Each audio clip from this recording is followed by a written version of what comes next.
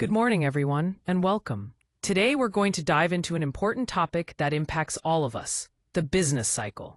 We'll explore how economies expand and contract, and why understanding these fluctuations is crucial for businesses, workers, investors, and policymakers alike.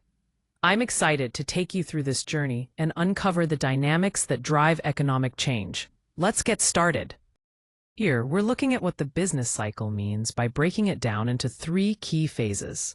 First, we have economic growth, which is when output is rising, economic activity is expanding, and businesses are thriving. This phase is crucial because it leads to more jobs and greater investment. Next is the economic slowdown. During this period, growth decelerates, businesses become cautious, spending decreases, and unemployment might rise. It's a time of caution as the economy pauses. Finally, we reach economic recovery, the phase after a slowdown where things start improving again and growth resumes. This signals a positive transition back to expansion. On the right, you can see a person using a smartphone and laptop, both showing financial charts, which represents how closely business activity and market data reflect these cycles. Let's talk about why the business cycle matters by looking at its impact in three key areas. First, on households, changes in employment and wages directly affect family incomes and living standards over time. When jobs are plentiful and wages rise, families tend to do better. But during downturns, the opposite happens. Moving on to firms. Business profits and borrowing costs fluctuate throughout the cycle, which significantly influences their investment decisions and overall growth. When profits are high and borrowing is affordable, companies are more likely to expand. Finally, on the broader market and policy front, consumer prices and government policies shift in response to economic expansions and contractions. These changes can impact inflation, interest rates, and fiscal measures, all of which shape the wider economic environment. This image of a shopping area with on-sale signs underscores how consumer behavior and business activity reflect these ongoing economic shifts. Here we have the four main phases of the economic cycle. First is expansion, where we see growth across the board. Economic output, employment, spending, and confidence all rise during this phase. Next, we reach the peak, which is the highest point of economic activity. It's a critical moment because growth starts to slow down or even reverse after this. Then comes contraction, a phase marked by declines in key economic indicators such as output, employment, spending, and confidence. Finally, we arrive at the trough. This is where the economy hits its lowest point before it starts to recover and begin growing again. Understanding these phases helps us grasp the natural ebb and flow of economic activity over time. As we look at economic growth, several positive trends come into play. Production is on the rise, which naturally leads to more job opportunities and better employment conditions. With more people working, wages start to strengthen, giving workers greater purchasing power. At the same time, businesses are confident enough to increase their investments, fueling further expansion. All of this combines to boost consumer demand, creating a cycle of optimism that spreads throughout the economy, building strong momentum for continued growth. Here, we're looking at the peak phase of the economic cycle, where growth hits its highest point before starting to slow down. This phase is characterized by several key signs. First, labor markets become tighter, meaning it's harder to find available workers because most people who want jobs already have them. Inflation tends to rise during this time, as increased demand pushes prices up. Businesses also face capacity constraints, struggling to keep up with the high level of demand. Finally, markets become more cautious, anticipating the slowdown ahead. Overall, the peak represents the economy operating at full strength, but also signals that a shift may be near. Here we're looking at two important concepts in economics, contraction and recession. Starting with contraction, this refers to a phase where the overall output of the economy declines. During this time, economic activity slows down as demand drops, which means businesses operate at a reduced pace. Now, a recession is a more prolonged period of economic decline. It's characterized by a sustained drop in production, employment, and consumer spending. This phase often brings layoffs and a cutback in investments, signaling more significant challenges for businesses and workers alike. The image to the left humorously captures this mood with a storefront sign joking about being closed for the apocalypse, which reflects the kind of uncertainty these economic downturns can cause. Here we focus on the trough, which represents the lowest point in the economic cycle. This stage is crucial because it signals the beginning of recovery. During this phase, demand starts to stabilize after a period of decline, and we see growing confidence among consumers and businesses. Additionally, supportive policies often come into play to help stimulate growth. All these factors together create the foundation for the economy to expand and move towards a more positive outlook. The imagery of a quiet city at sunrise reflects this new beginning, symbolizing hope and the gradual return of activity. Here we have a clear line chart illustrating the typical phases of the business cycle over the course of a year. On the horizontal axis, we track time from January through December, while the vertical axis measures the level of economic activity. Starting in January, economic activity is relatively low but steadily increases, peaking around May when it reaches its highest point at 100. After this peak, we see a gradual decline through the summer months into autumn, hitting a low in October at just 30. Toward the end of the year, activity begins to recover slightly, returning to 50 by December. This pattern highlights the cyclical nature of the economy: expansion, peak, contraction, and recovery, all captured concisely in this one chart. Understanding these phases helps us anticipate economic trends and make informed decisions. Here we have three main types of economic indicators that help us understand the state of the economy. First, leading indicators. These are really important because they change before the economy starts to move in a certain direction, giving us an early glimpse of upcoming trends. Next, coincident indicators move right alongside the current state of the economy. They provide real-time information on where the economy stands at any given moment. Finally, lagging indicators confirm changes after they have happened. While they don't predict future turns, they are valuable for validating trends that we've observed. Together, these indicators give us a comprehensive picture of economic performance, from early signals to confirmation of trends. Here, we see the real GDP tracked over several quarters from 2010 to 2012, presented as a line chart. Real GDP is measured in constant dollars, which means it's adjusted for inflation, giving us a true sense of economic growth over time. Notice the general upward trend, indicating that the economy was expanding during this period.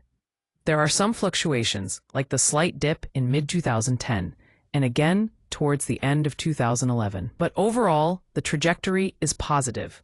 This steady increase over time highlights real GDP as a fundamental indicator of economic health, reflecting growth in production and services within the country.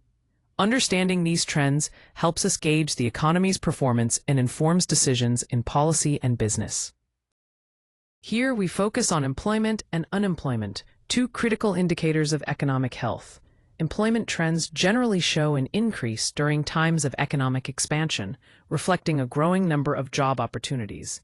This rise signals that the economy is creating more positions and people are finding work. On the other hand, unemployment patterns tell a different story. During economic contractions, unemployment rates tend to increase as jobs are lost. What's notable is that unemployment often lags behind other economic indicators. It recovers more slowly than output does after a downturn.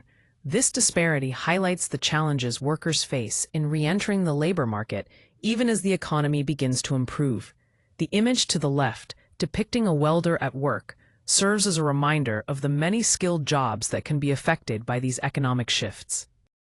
Here we're looking at how consumer spending and confidence are closely tied to the broader economic cycle.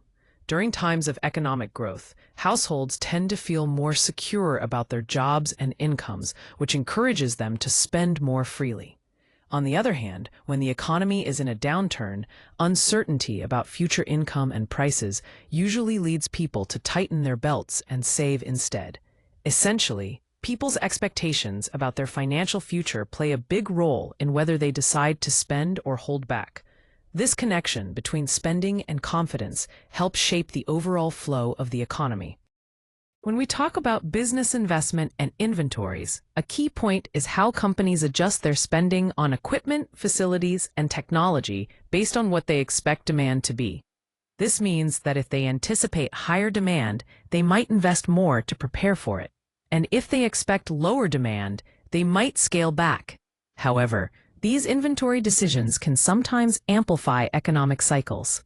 For example, if companies build up too much stock or cut back too sharply, it can lead to fluctuations that make booms and busts more pronounced. This balancing act is crucial for maintaining stable growth. Here, we're looking at two key concepts related to the economy: inflation timing and the role of interest rates.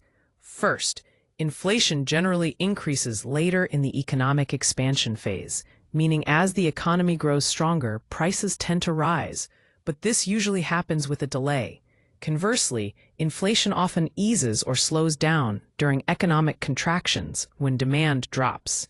Now, moving to interest rates, these are crucial because they directly impact borrowing, spending, and investment. When interest rates go up, borrowing becomes more expensive, which tends to reduce demand and slow down the economy. On the other hand, lower interest rates encourage borrowing and spending, helping to stimulate economic recovery. The image of the ledger with calculations highlights how these financial details are carefully monitored, reflecting the importance of understanding these dynamics for managing economic cycles effectively. Credit availability plays a crucial role in the health of the economy. When credit is easier to obtain, it encourages both spending and investment, which can drive economic growth. On the other hand, when lending standards become tighter, it often leads to reduced borrowing, which can deepen economic slowdowns. The demand for loans and the standards banks set for lending work together to shape overall credit conditions. These conditions often act as key signals for turning points in the economy, influencing whether we experience expansion or contraction. Understanding this dynamic helps us anticipate and respond to changes in economic activity. When we look at trade and the global economy, it's important to understand how exports, imports, exchange rates, and global demand all play crucial roles in shaping the timing of domestic business cycles. Countries that are heavily involved in international trade often feel the effects of foreign economic changes more quickly and intensely, whether it's a slowdown or a recovery.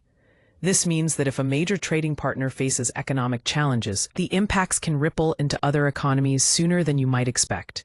The interconnectedness highlighted here shows just how global trade acts as a strong driver, influencing when and how domestic economies expand or contract. Fiscal policy plays a crucial role in managing the economy, primarily through government spending, taxes, and transfer payments. These tools help influence overall demand by smoothing out economic downturns and cooling off periods of overheated growth. By carefully timing these fiscal actions, governments can effectively manage economic cycles, stabilizing activity and promoting steady growth. This balancing act ensures that the economy remains resilient in the face of various challenges. Monetary policy is a critical tool used by central banks to manage the economy. Essentially, it involves the actions they take to control inflation, influence how easily credit is available, and ultimately guide overall economic activity. One of the main levers central banks use is setting interest rates, which can either encourage borrowing and spending or promote saving and caution. But it's not just about the rates themselves. Clear communication from the central bank is equally important. By signaling their intentions and outlook, they help shape expectations among businesses, investors, and consumers, which often influences economic behavior well before any policy changes take full effect. This proactive approach is key to maintaining economic stability and growth. This chart illustrates how central bank policy rate changes impact various economic factors over time. measured in quarters after the policy change. First, we see borrowing costs steadily decline from 5% initially to 0 by the fifth quarter, reflecting how lower rates reduce the cost of borrowing. Asset prices, on the other hand, fall sharply in the first few quarters, reaching a negative peak around the third and fourth quarters before gradually stabilizing. Bank lending decreases more gradually, starting around the second quarter, and continuing to drop through the eighth quarter, indicating that lending tightens as the policy effects take hold. Finally, inflation expectations also trend downward slowly, but consistently, showing a delayed but clear response to rate changes. Together, these trends reveal how central banks use rate adjustments to influence borrowing, asset valuations, lending behavior, and inflation outlooks, ultimately steering the economic cycle. Here we see how different sectors behave across the economic cycle, each with its unique timing and sensitivity. Consumer staples tend to be the most stable, maintaining steady demand regardless of whether we're in expansion or downturn, which makes them less volatile. Moving to discretionary goods, this sector is highly sensitive to economic conditions, experiencing strong growth during expansions, but also sharp declines when the economy slows down. Construction usually lags behind early cycle growth but picks up momentum as investments increase during expansions. The finance sector is particularly responsive to changes in interest rates and economic cycles, often acting as a leading indicator by shifting ahead of broader economic activity. Lastly, technology often enjoys rapid growth early in expansions, but because it's heavily reliant on investment, it can also experience quick and significant declines during downturns. Understanding these patterns helps us better anticipate sector performance throughout different phases of the economy. When we look at how households experience economic cycles, it's clear that everyday financial impacts are really significant. Families face changing job security, which can make a big difference in how confident they feel about spending or saving money. Wages can fluctuate too, sometimes growing during good times and tightening during downturns. On top of that, borrowing costs are influenced by the economy, affecting decisions about loans or mortgages. All of these factors combined shape how households manage their budgets day to day, reacting to expansions and contractions in the broader economy. This constant adjustment is something many families live through, affecting everything from what they save to what they spend. When the business cycle changes, companies have to adjust their strategies accordingly. This includes modifying pricing, hiring, investment, and inventory levels. Typically, businesses become more cautious during downturns to minimize risk, while they tend to be more aggressive during periods of expansion to capitalize on opportunities. However, timing these adjustments perfectly is challenging, and companies often make errors in when or how they respond. This balancing act is crucial for navigating the ups and downs of the market successfully. Here we see a line chart that tracks 3 key indicators over the course of the year: stock market performance, bond market performance, and overall economic indicators. At the start of the year, all indices are set to a baseline of 100 for easy comparison. Notice that between January and March, there is a steady increase in stock market performance, peaking in March, before starting a gradual decline mid-year. The bond market follows a similar but less volatile pattern, showing modest gains early on and a slight dip around the middle months. Economic indicators also rise slightly in the first quarter, but then experience a minor decline and stabilize towards the end of the year. These trends illustrate how investors and markets react dynamically to changing economic conditions, with stocks generally more sensitive to fluctuations than bonds or broader economic metrics. This visualization helps us understand the interconnected movements and the timing of market reactions throughout the year. When policymakers focus on stabilization policy, their main goal is to smooth out the economic cycles. They want to make recessions less severe, helping people and businesses weather tough times more easily. At the same time, they try to prevent the economy from overheating, which can lead to inflation and other problems. The tricky part is getting the timing just right, acting neither too early nor too late. They also need to adjust their measures carefully, since economic conditions can change quickly, and the impact of their policies depends on how well they respond to those shifts. This balance is critical to maintaining steady, sustainable growth. Here we have a practical dashboard that helps us track key economic indicators and understand where the cycle stands. Starting with GDP growth, it's at 2.1% annualized and showing a slightly increasing trend, which signals moderate economic expansion. Moving to the unemployment rate, it's stable at 4.2%, suggesting a steady labor market without major disruptions. Inflation is at 3.0% according to the CPI and rising, indicating growing price pressures that could impact consumer and business behavior. The Consumer Sentiment Index stands at 90 but is declining, which points to a more cautious outlook among consumers.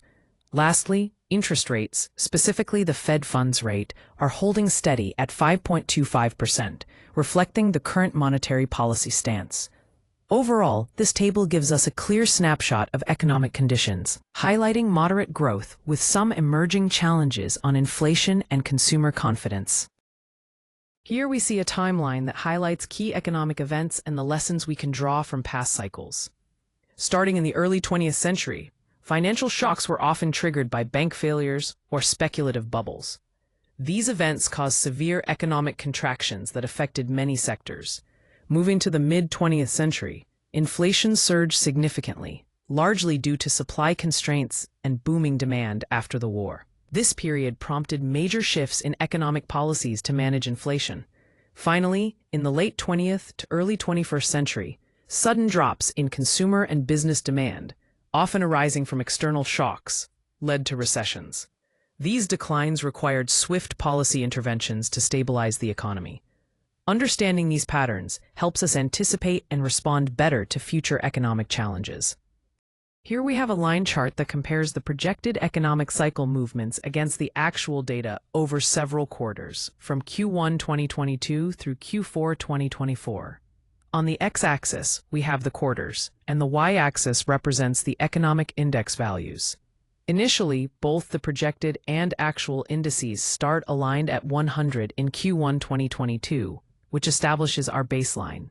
As we move forward, you can see that the actual economic cycle closely follows the projected trend but with some slight deviations. For example, by Q1 2023, the actual index slightly exceeds the projection, indicating a stronger than expected economic performance during that period. Throughout 2023 and into 2024, the differences between projected and actual values remain relatively modest, suggesting our forecasting model has been quite accurate.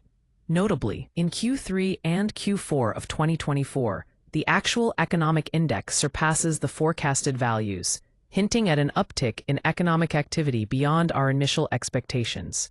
Overall, this comparison validates the reliability of our projections, while also highlighting areas where real-world factors influence the economy differently than anticipated. Understanding these variances helps us refine future forecasting methods and adapt our strategies accordingly. When it comes to the risks of misreading the economic cycle, timing is absolutely critical. Acting too early can lead to economic overheating, forcing policymakers to tighten conditions unnecessarily, which can stifle growth before it really takes off. On the other hand, if action is delayed, we risk deeper recessions or missing out on important opportunities for economic expansion. So the key takeaway here is that misjudging the timing can have serious consequences. Whether it's moving too soon or waiting too long, this delicate balance is what makes economic decision-making so challenging. As businesses expand, it's crucial to strengthen operations first by using these growth periods to optimize processes and enhance efficiency. This sets a strong foundation for sustainable progress. Next, investing in capacity is essential. Allocating the right resources allows infrastructure to scale effectively and supports the increased demand that comes with expansion. Finally, building talent pipelines ensures we develop our workforce capabilities, preparing the team for future challenges and opportunities, which is vital for ongoing success. Together, these strategies create a balanced approach to managing growth and positioning the business for long-term achievement. When businesses face contraction, maintaining financial discipline becomes crucial. This means preserving cash flow by carefully managing expenses and making thoughtful adjustments to pricing. By planning with discipline and staying flexible, companies can better navigate economic downturns without compromising their core operations. This strategic approach helps businesses remain resilient and positioned for recovery when conditions improve. When markets face downturns, they often bring uncertainty, but within that uncertainty lies significant opportunity. Those who remain patient and think strategically can uncover undervalued assets that others might overlook. This is also a time to identify gaps in the market where new solutions or innovations can thrive. By recognizing these opportunities early, investors and entrepreneurs can gain a strong strategic advantage that sets them up for long-term success. Even as the environment recovers, it's about seeing beyond the short-term challenges and positioning yourself for the growth that follows. To wrap up, let's focus on the 3 key takeaways. First, the business cycle is recurring, meaning it moves through distinct phases that consistently impact the economy over time. Understanding this pattern helps us anticipate changes. Second, economic indicators play a crucial role. They allow us to clearly and reliably identify which stage of the business cycle we're currently in. Finally, it's important to recognize that different groups, households, firms, investors, and policymakers each respond uniquely to these shifts. Their varied reactions influence how the economy adjusts during each phase. Keeping these points in mind provides a solid foundation for understanding the dynamic nature of the business cycle.